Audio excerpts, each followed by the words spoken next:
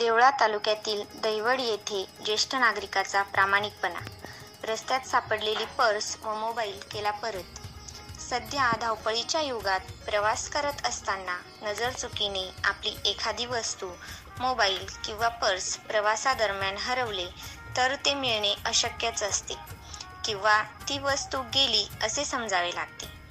कोणी इमानदार परत करेल यासाठी प्रामाणिकपणा लागतो. हाच प्रामाणिकपणा दैवड येथील एका ज्येष्ठ नागरिकाने दाखवल्याने ग्रामस्थांनी त्याचा सत्कार व सन्मान केला.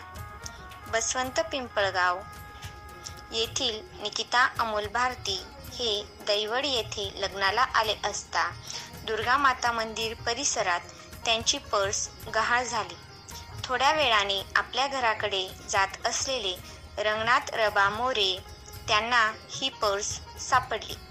तात्काळ त्यांनी मोबाईल व आधार कार्ड याच्या संपर्कावरून त्यांचे नातेवाईक सुदाम भारती यांना फोन करून सदरील वस्तू, पर्स, मोबाईल, पैसे, आधार कार्ड हे मूळ मालकास योगेश भारती यांच्याकडे सुपूर्द केले. यावेळी रंगनाथ मोरे यांनी दाखवलेल्या प्रामाणिकपणामुळे त्यांना शाल व श्रीफळ देऊन सत्कार व अभिनंदन करण्यात आले.